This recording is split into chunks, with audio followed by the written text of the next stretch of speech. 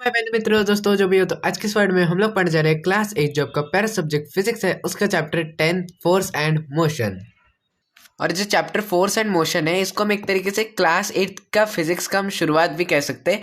ठीक है, तो बेसिकली ये वाला चैप्टर उतना हार्ड भी नहीं होने वाला क्योंकि हम लोग इसमें मतलब ज़्यादातर तो जो कॉन्सेप्ट है वो पहले पहले ही डिस्कस्ड हो चुके हैं, जैसे कि फोर्स का डेफिनेशन, फोर्स के इफेक्ट्स क्या होते हैं, और फिर बस कुछ कुछ नए नए चीज़ें हैं जैसे इलेक्ट्रोस्टैटिक फोर्स, और फिर उसके बाद प्रेशर का कॉन्सेप्ट पहली पहली बार आया। ये सब ये भी इजी है, हम आपको आराम से समझा देंगे आज के इस वाले वीडियो में, तो बने रहिए एंड तक। ठीक है, सो बेसिकली जो स्टार्ट करने से पहले फोर्स क्या है। बेसिकली फोर्स बेसिकली आप बोलेंगे धक्का। अभी भी आप पहली पहली बार फोर्स को सुनते हो तो आपको धक्का याद आता है कि आप धक्का देते हो, उसे फोर्स कहते हैं। तो आप सही भी सोच रहे हैं। ठीक है, तो बेसिकली पुश और pull acting on an object is called force. तो बेसिकली एक बेसिक डेफिनेशन से हमारा एक चैप्टर, ये वाला चैप्टर स्टार्ट हुआ है। और ऐसे ही हम लोग ऐसे ही कॉन्सेप्ट पढ़ने वाले इसी क्लास में। तो सबसे पहले आता है कॉन्सेप्ट ऑफ नेट फोर्स। तो बेसिकली आप ये वाला कॉन्सेप्ट देख के डरना मत क्योंकि ये भी एक नया कॉन्सेप्ट है। ठीक है, तो basically the addition of forces acting on the same direction and subtracting the forces acting on the opposite direction is called net force. तो बेसिकली जो फोर्स का जो ऐसा यूनिट है, ठीक है, फोर्स मतलब बेसिकली हम फोर्स को मेजर कर सकते हैं, जैसे कि आप लेंथ को मेजर करते हैं सेंटीमीटर में। ठीक है, और पानी के अमाउंट को आप मेजर करते हैं लीटर में। तो वैसे कितना अमाउंट ऑफ फोर्स आप पे एक्ट कर रहे हैं, ज़्यादा कर रहा है कि कम कर रहा है, उसको हम मेजर करते हैं न्यूटन में। मतलब बेसिकली अगर ज़्यादा फोर्स एक्ट कर रहा है तो आप उसको एक स्पेसिफिक अमाउंट देंगे, जैसे कि मैंने नीचे दिया भी एग्जाम्पल्स, जैसे कि नीचे में ये बॉडी है, इसमें 5 न्यूटन ऑफ फोर्स इस साइड से लग रहा है और इस साइड से 10 न्यूटन ऑफ फोर्स लग रहा है। तो बेसिकली सबसे ज़्यादा फोर्स किधर होगा, हमको समझ में आ रहा है कि ये 10 न्यूटन के फोर्स वाले एरिया में ज़्यादा फोर्स होगा। ठीक है, तो ऑब्जेक्ट किस तरफ मूव करेगा, इस तरफ। ठीक है, तो अब और इस केस में क्या होगा बताइए, दो फोर्स एड अप हो जाएंगे। मतलब आप प्रैक्टिकली देखिए कि ज़्यादा फोर्स यहीं पे लग रहा है और मतलब क्या बोलते हैं, ये फोर्स है ये सेम डायरेक्शन में। ठीक है, तो आप और आपका एक छोटा सा भाई, ठीक है, आप लगा रहे 10 न्यूटन का फोर्स और आपका छोटा भाई लगा रहा है 5 न्यूटन का फोर्स। तो टोटल ये क्या हो जाएगा, एड अप हो जाएगा। ठीक है, और वो भी इस डायरेक्शन में। ठीक है, इस डायरेक्शन में आपका फोर्स लगा है। ठीक है, डायरेक्शन मेंशन करना मत भूलना क्योंकि डायरेक्शन भी फोर्स में इंपॉर्टेंट है। ठीक है, तो अभी और एक बात आती है, जब फोर्सेस अपोजिट डायरेक्शंस में लगेंगे तो आपको सबसे बड़ा वाला फोर्स लेना है। इस केस में 10 न्यूटन है और इस केस में 5 न्यूटन छोटा वाला फोर्स है। तो इन दोनों को सब्ट्रैक्ट करना है, 5 न्यूटन आपका आंसर आ जाएगा। तो इसका मतलब क्या है कि 5 न्यूटन फोर्स नेट फोर्स है जो एक्ट कर रहे हैं इस डायरेक्शन में, क्योंकि ये वाला फोर्स ज़्यादा है, ऑफकोर्स यही वाले फोर्स में 5 न्यूटन का फोर्स एक्ट करेगा।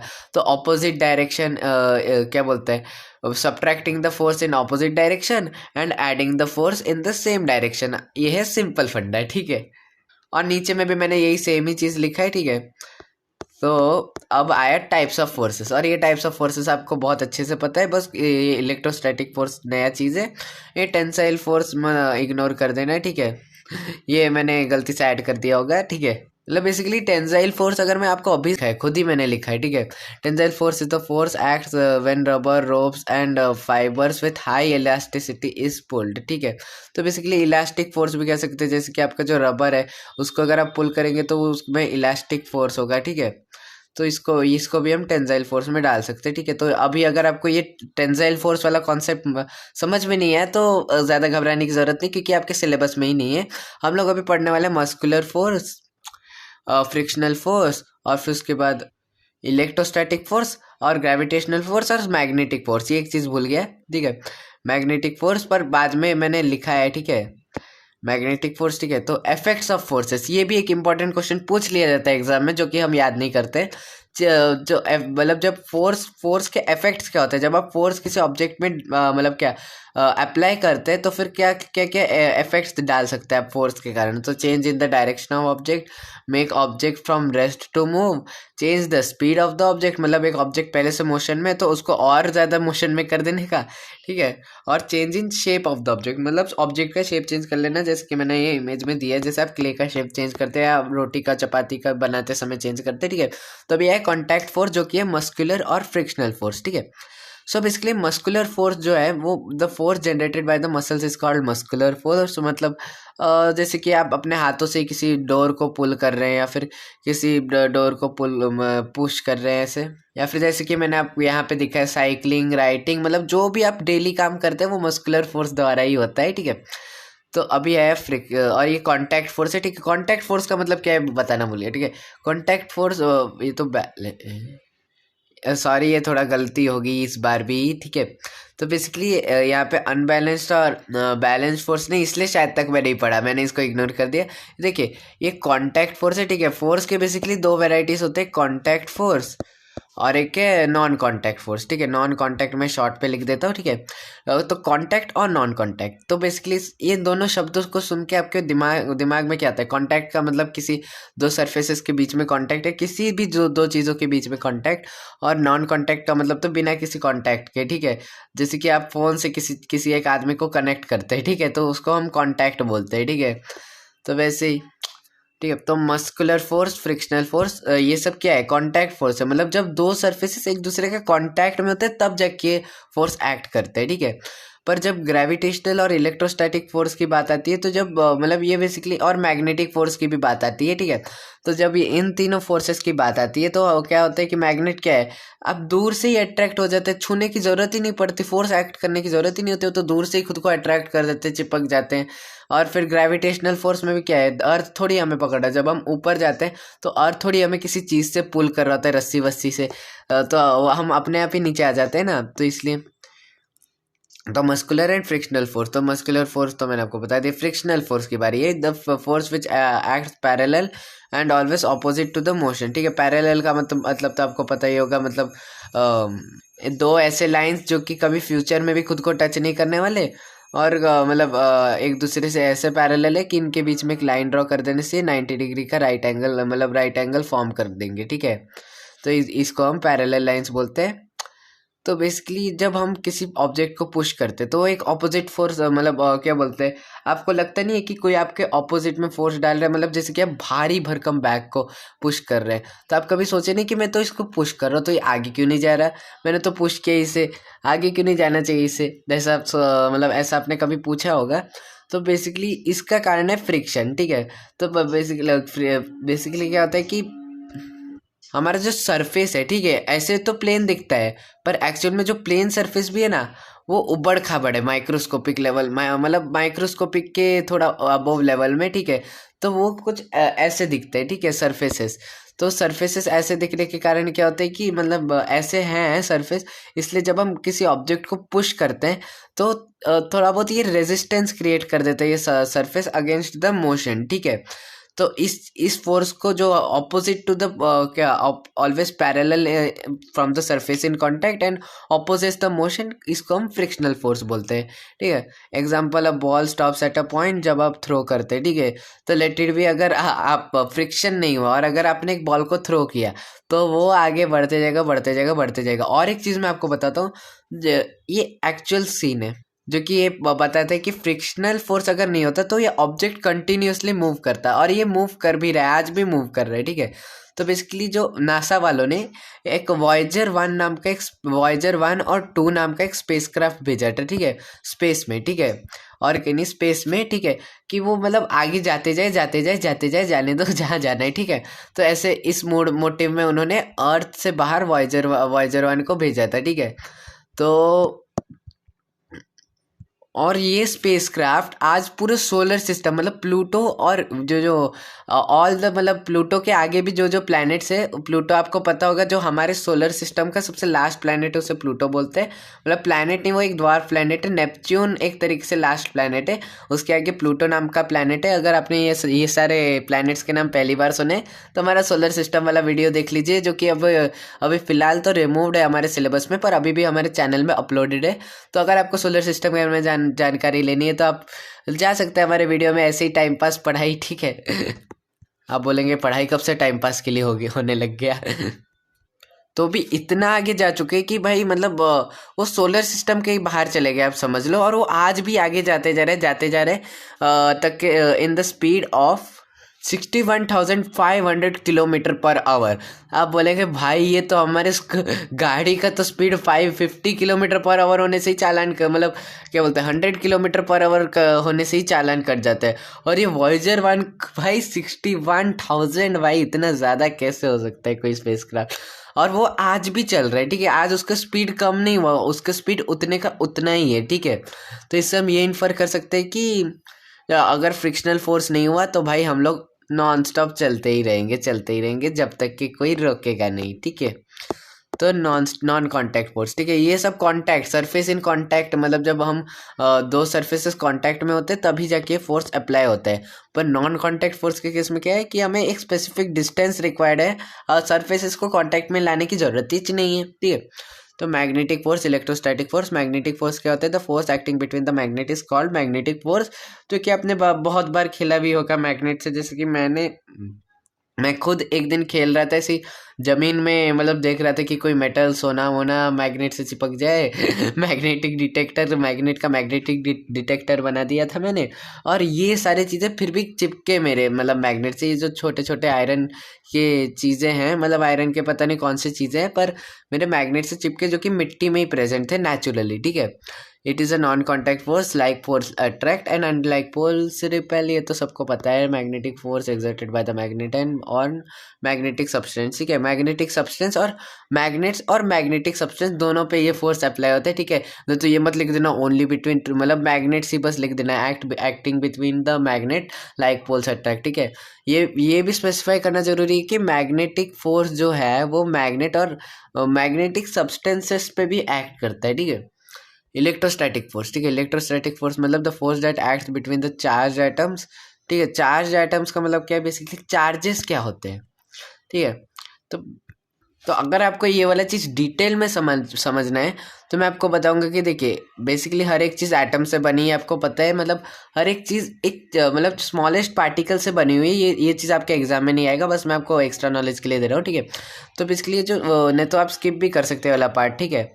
तो बेसिकली हर एक चीज़ एटम से बनी हुई होती है, और एटम्स में बीच में पॉजिटिवली चार्ज, मतलब कोई भी पॉजिटिवली चार्ज चीज़ होता है और उसके अराउंड नेगेटिवली चार्ज चीज़ें घूमते हैं, ठीक है।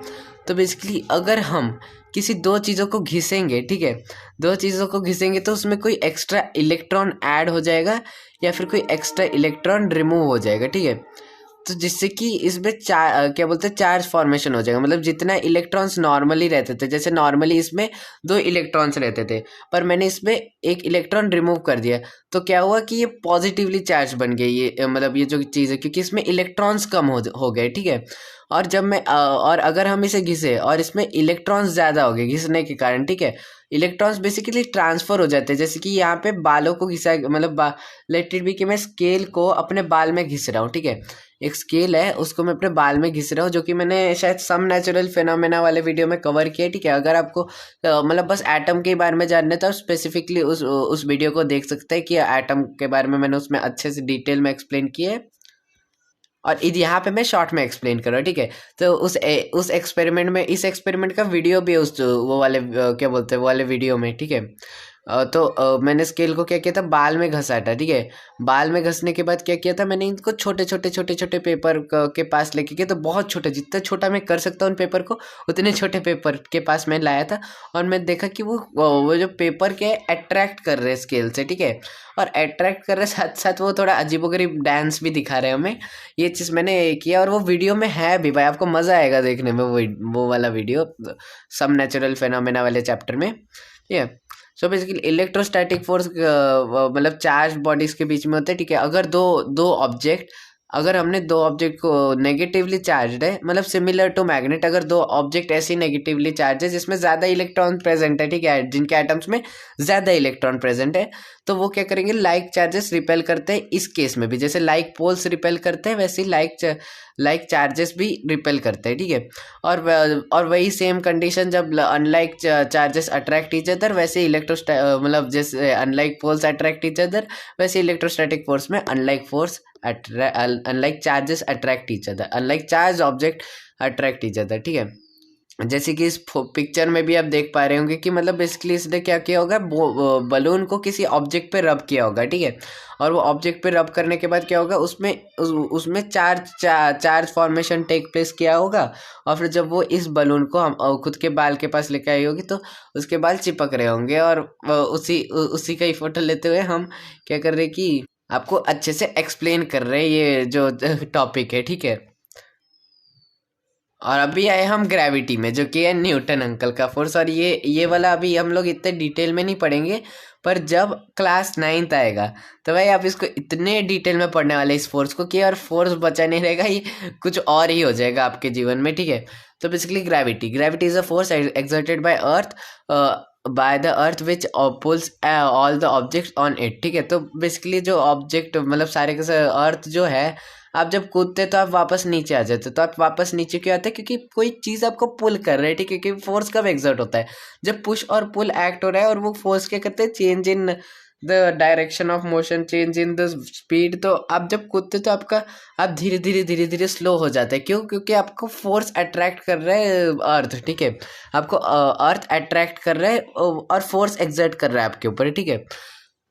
By which poles and object, ठीक है। द फोर्स ऑफ इसको हम ग्रेविटी बोलते हैं, ठीक है। The force of gravity that acts on all of us without being aware of it. मतलब देखिए बेसिकली ग्रेविटी ऐसा फोर्स है जो कि मतलब बेसिकली हमने मतलब कोई मतलब इस चीज़ को नोटिस ही नहीं कर पाया कि ये ग्रेविटी है। मतलब हम लोग किसी चीज़ से अट्रैक्ट हो रहे हैं किसी कारण से, और ये चीज़ मतलब किसी ने सोचा ही नहीं कि हम ये अर्थ में रहते ही क्यों हैं। तो सबसे पहली बार न्यूटन ने ब्रिटेन में मतलब यूरोप में सबसे पहली बार ये चीज़ डिस्कवर किया। और इंडिया में भी एक साइंटिस्ट है जिनका नाम है कन्नड, जिसके बारे में हम आज मतलब क्या बोलते हैं, आज फिजिक्स में पढ़ते नहीं है। कन्नड जो साइंटिस्ट है, उन्होंने भी मतलब ग्रेविटी को पोस्टुलेट किया था कि हाँ भाई, ग्रेविटी नाम का एक फोर्स है जो कि हर एक ऑब्जेक्ट को अर्थ की तरफ अट्रैक्ट करता है, ठीक है। सो ये एक इंडियन साइंटिस्ट है जिनका नाम कि हमारे बुक में लिखा नहीं है, इसलिए मैं आपको बता दिया एक्स्ट्रा नॉलेज के लिए, ठीक है। तो gravitation is a force that is not restricted to the earth but all the object that have mass possess a force that is gravitation. It's the just that we need। ये आपको समझ मतलब basically मैं इस पे क्या कहना चाहता हूँ कि आपके बुक में एक लाइन दिया है कि ग्रेविटी बस अर्थ ही अट्रैक्ट नहीं करता, ठीक है। अभी आपको समझ में आ गया कि हाँ भाई, ग्रेविटी एक ऐसा फोर्स है, अर्थ अट्रैक्ट करता है सबको टुवर्ड्स इट। बट ये ग्रेविटी मतलब ग्रेविटी किस कारण से होती है, मतलब सिर्फ अर्थ ही क्यों अट्रैक्ट करता है हमें, और कोई ऑब्जेक्ट अट्रैक्ट क्यों नहीं करता। आप अगर स्पेस में दिलचस्पी रखते होंगे तो आपको पता होगा कि जो मून का जो ग्रेविटी है वो अर्थ से 6 गुना कम है, ठीक है। तो बेसिकली सिर्फ अर्थ ही ग्रेविटी एक्सर्ट नहीं करता, हर एक ऑब्जेक्ट जिसमें मास होता है, ठीक है। 2 ऑब्जेक्ट जिसमें मास होता है वो सारे ऑब्जेक्ट्स अट्रैक्ट करते हैं एक दूसरे को ग्रेविटेशनल फोर्स की वजह से। तो मतलब आपके भी अंदर ग्रेविटी है, आपके आजू बाजू में जो ऑब्जेक्ट्स है उसके अंदर भी ग्रेविटी है। वो अलग बात है कि मतलब हमें बहुत ज़्यादा ही मास चाहिए, मतलब बहुत ज़्यादा अमाउंट में मास चाहिए, जो कि मतलब जो कि अर्थ बराबर है, ठीक है। अर्थ बराबर, चांद बराबर, तो मतलब इतना हमें मास चाहिए कि हम मतलब ग्रेविटी को अब हमारे खुद की आंखों से देख पाए। मतलब ग्रेविटी एक तरीके से नोटिसेबल बन जाए। लेट इट भी मतलब मैं एक एग्जांपल देता हूँ कि आप बेसिकली आपको कभी एक स्पेस में जाने का मौका मिल गया, ठीक है। आप स्पेस के बाद आपको आईएसएस जाने का मौका मिल गया, ठीक है। इंटरनेशनल स्पेस स्टेशन है, कुछ और नहीं समझने का, ठीक है। ये मतलब सस्ता सा इंटरनेशनल स्पेस स्टेशन है, और इसमें आप लोग मतलब आप है, ठीक है, ठीक है। और आपका कोई एक बेस्ट फ्रेंड ले लो, ठीक है, कोई भी बेस्ट फ्रेंड, ठीक है। और अगर आप मतलब आप जैसे कि अगर आपको लगा कि आप और आईएसएस तक वापस पहुंच नहीं पाएंगे, ठीक है। मतलब बेसिकली आप यहाँ पे फंस गए, ठीक है। आप और आपके दोस्त फंस गए, ठीक है। तो आप क्या कर सकते हैं ना कि आपका तो यहाँ पे बेसिकली झिंगा लाला होने ही वाला है। तो आप क्या कर सकते हैं कि मतलब इसमें हम क्या प्रेडिक्शन कर सकते हैं कि बहुत सालों बाद, मतलब बेसिकली मिलियन विलियन लिलियन ईयर्स बाद क्या होगा कि ये जो ग्रेविटेशनल फोर्स जो आपके बीच में एक्ट कर रहा है वो बेसिकली इतने सालों बाद तक मतलब आप तो एक दूसरे को अट्रैक्ट कर ही रहे होंगे नॉन स्टॉप। तो एक दिन ऐसा आएगा कि मतलब आप दोनों ही एक मतलब क्या बोलते हैं, एक दूसरे को टकरा जाएंगे ग्रेविटेशनल फोर्स के कारण, ठीक है। तो ऐसा मतलब होगा, मतलब एक हाइपोथेटिकल चीज़ है जो मैं बता रहा हूँ आपको, पर ऐसा पॉसिबल है। और यही होने वाला है अगर ऐसा एक्चुअल में हुआ तो, ठीक है। Gravitation is a force that is not restricted to the earth. वही चीज़ यहाँ पे लिखा है कि बस अर्थ तक सीमित नहीं है, ये मतलब हर एक मास ऑब्जेक्ट में मतलब क्या बोलते हैं possess a force that is gravitation, ठीक है। हर एक मास ऑब्जेक्ट ये चीज़ को पोजेस करता है, just that we need a huge amount of mass to force, इस लेवल का फोर्स लाने के लिए, ठीक है। जो आप पढ़ते हैं 1 न्यूटन का फोर्स, 2 न्यूटन का फोर्स, उतना फोर्स लाने के लिए, ठीक है। नहीं तो फिर अगर आप आपके ये क्या बोलते हैं आपके या आप जैसे कि दो दो इंसान 100 kg के, ठीक है, 100 kg के हैं, उनके बीच में भी फोर्स इतना कम होगा, इतना मतलब लेट इट बी कि वो 5 मीटर दूर है एक दूसरे से, ठीक है, क्योंकि ये फोर्स डिस्टेंस पे भी मैटर करता है, ठीक है। तो लेट इट बी कि वो मतलब क्या बोलते हैं कितना 1 मीटर दूर है एक दूसरे से, ठीक है। तो 1 मीटर दूर है और आप सोच रहे हैं कि ग्रेविटेशन फोर्स एक्ट करेगा, ठीक है। तो मैं आपको बता दूं कि ये जो फोर्स का मैग्नीट्यूड है वो 6 मतलब 0 तो आपको इतना न्यूटन का फोर्स एक्सपीरियंस होगा अगर आप ग्रेविटेशन को देखें तो। 200 kg के ऑब्जेक्ट्स है, ठीक है, और उन दोनों के बीच में इतना कम फोर्स अट्रैक्ट कर रहा है, ठीक है, इतना फोर्स कम एक्ट कर रहा है। और आप अगर आपको 1 न्यूटन का भी फोर्स दे दिया जाए तो वो भी आप बोलेंगे भाई इतना कम फोर्स, ये क्या बात हुई, ठीक है। तो अभी आए हम कॉन्सेप्ट ऑफ प्रेशर में। तो बेसिकली प्रेशर है क्या, तो इस ये प्रेशर वाला कॉन्सेप्ट स्टार्ट करने से पहले मैं आपको एक एग्जांपल देता हूँ, ठीक है। तो मतलब इस चीज़ को स्टार्ट करने से पहले इस चीज़ का एक एग्जांपल से ही हम स्टार्ट करते हैं, ठीक है। तो बेसिकली आपके मतलब बेसिकली आप एक सेम मतलब बेसिकली आप एक मुक्का मार रहे हैं एक दोस्त को, और या तो एक खील मार रहे हैं, तो बेसिकली आपको मतलब बेसिकली आपके दोस्त को मुक्का ज़्यादा दर्द करेगा या खील खील चुबाने से ज़्यादा दर्द करेगा। ऑफ कोर्स जो खील जो आप अपने दोस्त को सेम स्पीड से मतलब सेम स्पीड से मुक्का भी मारे, सेम स्पीड से कील भी चुबा रहे, तो क्या ज़्यादा दर्द होगा, ऑफ कोर्स खील ज़्यादा दर्द होगा। क्यों? क्योंकि अभी आपको पता चलेगा ये बात, ठीक है। तो बेसिकली फोर्स मतलब फोर्स ज़्यादा मैटर नहीं करता। अगर आपको ऐसे सिचुएशंस फेस करने पड़े तो इस चीज़ के लिए क्या होता है कि हम प्रेशर वाला कॉन्सेप्ट यूज़ करते हैं, मतलब जैसे कि अगर हम किसी ऑब्जेक्ट को तोड़ना वोड़ना हो या फिर, तो ये वाला कॉन्सेप्ट बहुत ही क्रूशियल है, मतलब बहुत ही इंटरेस्टिंग कॉन्सेप्ट है कि हम इस कॉन्सेप्ट के थ्रू मतलब थोड़ा सा ही फोर्स लगा के एक बड़े से बड़े दरवाज़ों को लिफ्ट कर सकते हैं, ठीक है। एक छोटे से लीवर के थ्रू आप देखे होंगे ना कि आपका एक मतलब कभी कभार एक मतलब जो गार्ड होता है वो बेसिकली छोटू सा लीवर बस ऐसे घुमाने से इतना बड़ा सा मतलब दरवाजा उठ जाता है, ठीक है। तो ये सारा कॉन्सेप्ट तो हम बाद में डिस्कस करेंगे कि ऐसा क्यों होता है, बस मैं आपको बता रहा हूँ कि प्रेशर के कारण इतना कुछ हो सकता है, ठीक है। तो बेसिकली प्रेशर के जैसे कि और एक एग्जांपल दिया है कि मतलब सब्जियों को काटने के लिए हम क्या यूज़ करते हैं, चाकू यूज़ करते हैं, थोड़ी हाथ से सब्जी काटते हैं, उतनी ही फोर्स से, उतने उससे भी ज़्यादा फोर्स से अगर हम हाथ से सब्जी काटने लगे ना तो सब्जी पिचक जाएगी पर सब्जी मतलब ठीक से कटेगी नहीं। तो बेसिकली क्या है, प्रेशर का कॉन्सेप्ट यूज़ होता है ऐसे केसेस में, आपको बोला था, ठीक है। तो हमें तो बेसिकली हम लोग इससे क्या इन्फर कर सकते हैं कि प्रेशर मतलब बेसिकली प्रेशर को हम डिफाइन कैसे करते हैं, फोर्स पर यूनिट एरिया।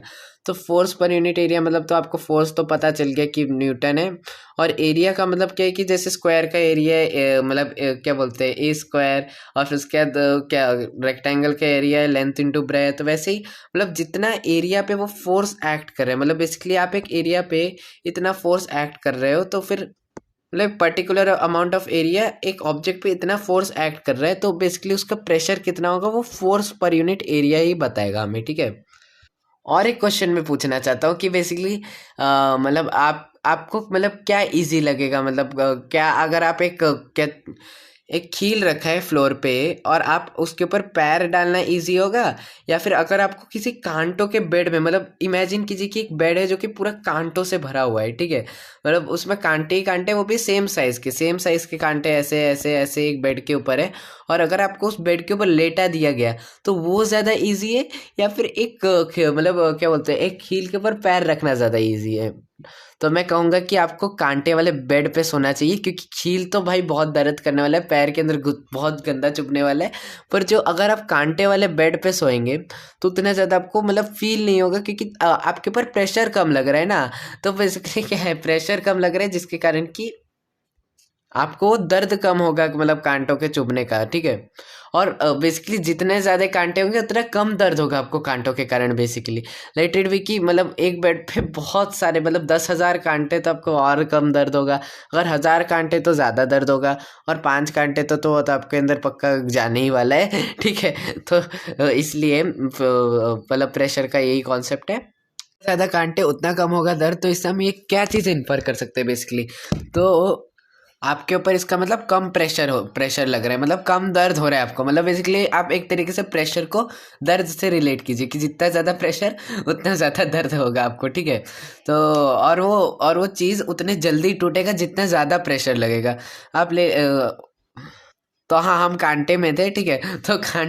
तो जितने ज़्यादा कांटे उतना उतना कम दर्द। तो इससे हम क्या कह सकते हैं कि जितना ज़्यादा एरिया होगा, ठीक है, जितने ज़्यादा कांटे मतलब उतना ज़्यादा एरिया के ऊपर आपका मतलब क्या जिस तरीके से आप सोए हैं आपका बॉडी उतना एक्सपोज्ड है उन कांटे से, और जितने कम कांटे तो उतना कम आपका बॉडी एक्सपोज्ड है। तो बेसिकली ये एरिया का खेल है कि मतलब ज़्यादा कांटे होंगे तो ज़्यादा एरिया होगा तो कम प्रेशर लगे, मतलब मतलब क्या कम प्रेशर लगेगा आपके बॉडी के ऊपर। और जबकि अगर आप एक ही कील के ऊपर चढ़ जाओगे तो एक तरीके से आपका मतलब मतलब कम एरिया है और आपको ज़्यादा लगेगा आपके बॉडी को, ठीक है, प्रेशर, जिसके कारण कि कभी कभार पियर्स भी हो जाता है कील आपके पैर के अंदर। अगर आप उसके ऊपर ऐसे ही कील होगा ज़मीन पे और उसके ऊपर पैर रख दिए तो आपको पता है क्या होगा। और एक भी चीज़ है मतलब इससे हम क्या कह सकते हैं, pressure is inversely proportional to area. देख के डरने का नहीं, क्योंकि इसका यही मतलब है कि जितना ज़्यादा प्रेशर उतना कम एरिया, ठीक है। जैसे कि क्या बोलते हैं, अब उससे पहले मैं ये चीज़ बता देता हूँ कि pressure is directly proportional to force. मतलब देखिए बेसिकली आप जितना ज़्यादा फोर्स लगेंगे उतना ही ज़्यादा प्रेशर लगेगा ना। जैसे कि ये कील मतलब जैसे कि आप वो ये कील को एक अलग ही फोर्स दे रहे हैं, ठीक है। मतलब अभी तो ये ज़मीन पे पड़ा हुआ है और आप उसके ऊपर पैर रख रहे हैं, पर अगर आप जानबूझ के इसके ऊपर फोर्स देंगे और ये कील अगर पैर के अंदर गया तो ये और भी अच्छे से चले जाएगा पैर के अंदर, ठीक है, फोर्स के कारण। तो जितना ज़्यादा फोर्स उतना ज़्यादा प्रेशर, हम इससे ये इन्फर कर सकते हैं, ठीक है। आपको क्वेश्चंस ऐसे पूछे जाएंगे जैसे कि देखिए force let it be 30 Newton है, 30 न्यूटन का फोर्स लग रहा है, और एरिया है, एरिया कितना है, एरिया 0.11 मीटर स्क्वायर है, ठीक है, 0.1 मीटर स्क्वायर का एरिया है, ठीक है। तो बताइए प्रेशर कितना लगेगा उस ऑब्जेक्ट पे, तो आंसर आएगा 300 पास्कल्स, ठीक है। तो इस हर एक चीज़ है कि एरिया का जो प्रेशर का ऐसा यूनिट पास्कल में है, ठीक है। पास्कल मतलब जो प्रेशर का यूनिट है वो पास्कल है, ठीक है। जैसे कि हमने स्टार्टिंग में बोला था कि फोर्स का ऐसा यूनिट न्यूटन है, तो बेसिकली हम न्यूटन में मेजर करते हैं फोर्स को, तो वैसे ही प्रेशर को हम पास्कल में मेजर करते हैं कि जितना ज़्यादा पास्कल उतना ज़्यादा प्रेशर लगेगा, ठीक है। अब आते हैं हम अपने चैप्टर की सबसे मेन कॉन्सेप्ट फ्लूइड प्रेशर में, ठीक है। फ्रिक्शन चैप्टर में, ठीक है। Fluid pressure exerted bye liquids and gases, ठीक है। तो बेसिकली प्रेशर जो लिक्विड और गैसेस हमारे ऊपर एक्सर्ट करते हैं। तो बिफोर स्टार्टिंग दिस टॉपिक, ठीक है, फिर से मैं आपको एक चीज़ बताना चाहता हूँ कि जो मैं बोला अभी कि गैस एक्सर्ट करता है प्रेशर, तो मतलब क्या हमारे एटमॉस्फेयर में जितने भी गैसेस हैं वो हमारे ऊपर प्रेशर एक्सर्ट कर रहे हैं, और अगर हाँ तो वो कितना कर रहे हैं।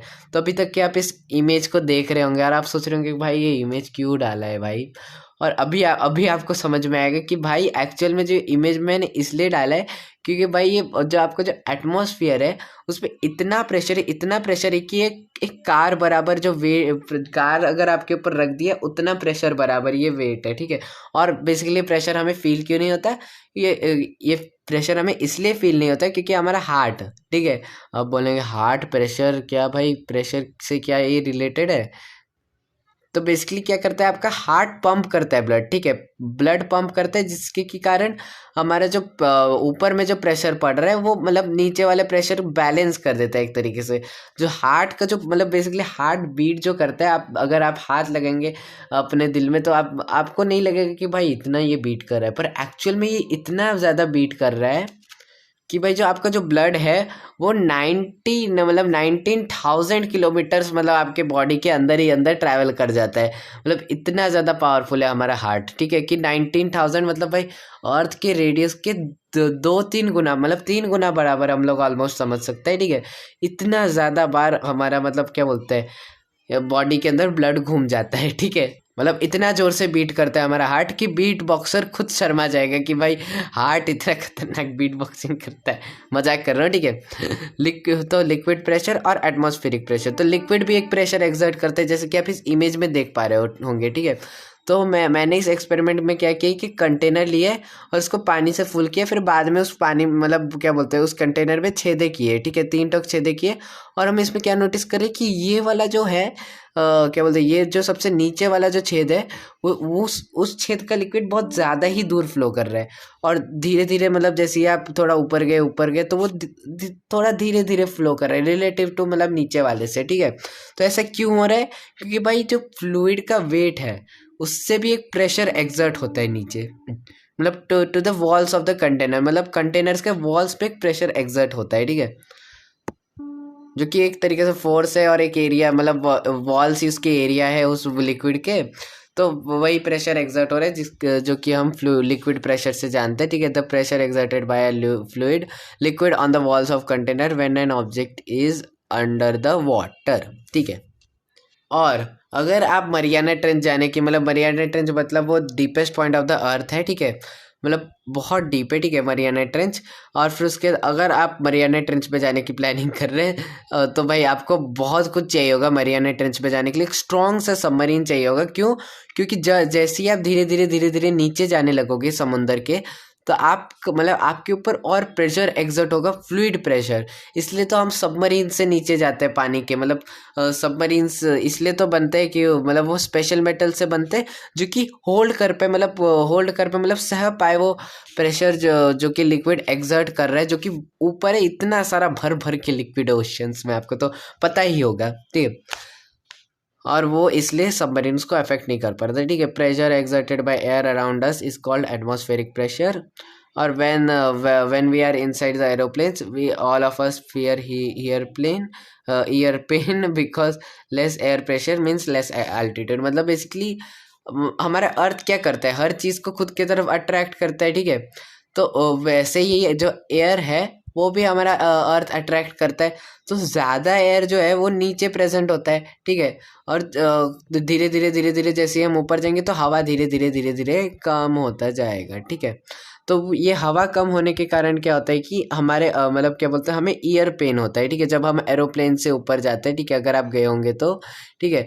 तो और जैसे कि मैंने आपको पहले बताया कि एटमॉस्फेयर ही होता है जो कि आपके ऊपर प्रेशर एक्सर्ट करता है, ठीक है। और वो कार बराबर होता है, मतलब बेसिकली अगर मैं बोलूँ तो 10⁵ पास्कल। तो बेसिकली फोर्स का क्या ऐसा है, मतलब अभी मैं लास्ट में बोल रही चीज़ कि प्रेशर का ऐसा यूनिट पास्कल है, ठीक है। जो जब एक ऑब्जेक्ट में 1 न्यूटन का फोर्स एक्ट करता है वो 1 मीटर स्क्वायर एरिया में, मतलब जब 1 मीटर स्क्वायर का एक ऑब्जेक्ट एक 1 न्यूटन फोर्स एक्ट करता है तो उस वैल्यू को हम 1 पास्कल बोलते हैं, ठीक है। जितना भी प्रेशर एक्ट कर रहा है उसको हम 1 पास्कल बोलते हैं, ठीक है। तो लेट इट भी यही 1 पास्कल 10⁵ पास्कल में बदल जाए, ठीक है। तो कितना ज़्यादा है ये वैल्यू, ठीक है। तो अगर आपको पूछ लिया गया कि लेट इट भी एक ऑब्जेक्ट है जिसका एरिया 50 मीटर स्क्वायर है और वो मतलब उसके ऊपर 500 न्यूटन का फोर्स मतलब वो 500 न्यूटन का फोर्स एक ऑब्जेक्ट पे एक्ट कर रहा है, तो प्रेशर निकालो, तो आप इजीली निकाल पाएंगे, ठीक है ना। तो बस इतना ही पूछेंगे आपको एग्जाम में, उससे ज़्यादा तो नहीं पूछने वाले। और एक मेन पॉइंट है कि जो नॉर्मल प्रेशर जो है और ये फ्लूइड प्रेशर में डिफरेंस क्या है बेसिकली। तो जो नॉर्मल जो प्रेशर है वो बेसिकली एक एरिया में एक्ट करता है, ठीक है। मतलब बेसिकली एक अमाउंट ऑफ सरफेस एरिया में एक्ट करता है। और जो फ्लूइड प्रेशर है वो वॉल्स ऑफ द कंटेनर में एक्ट करते हैं, जैसे कि चाहे वो गैस हो चाहे वो लिक्विड हो। अगर आप गैसेस को भी एक कंटेनर पे बंद कर देंगे तो वो भी अपने सरफेस में एक प्रेशर एक्सर्ट करेगा। जैसे ये आपने देखा होगा जब आप कोको कोला के बॉटल को हिलाते हैं, ठीक है, और फिर उसके जब आप छोड़ते हैं मतलब ढक्कन निकालते हैं और आपने देखा होगा कि जो पानी मतलब पानी और झाग सब निकल रहा है, हवा भी निकल रहा है, कार्बन डाइऑक्साइड हवा, आपको पता है, ठीक है। तो वो निकलता है, क्यों निकलता है? क्योंकि भाई एयर एक्सर्ट प्रेशर भाई, ठीक है। तो एयर प्रेशर एक्सर्ट करते हैं जिसके कारण कि मतलब क्या वही फिजी फिजी सा पानी निकलता है और हवा निकलता है, ठीक है, जो कार्बन डाइऑक्साइड वाला, ठीक है। तो दोनों में ये डिफरेंस है, ठीक है। तो thank you for your attention और हमारे इस सेशन को पूरा देखने के लिए।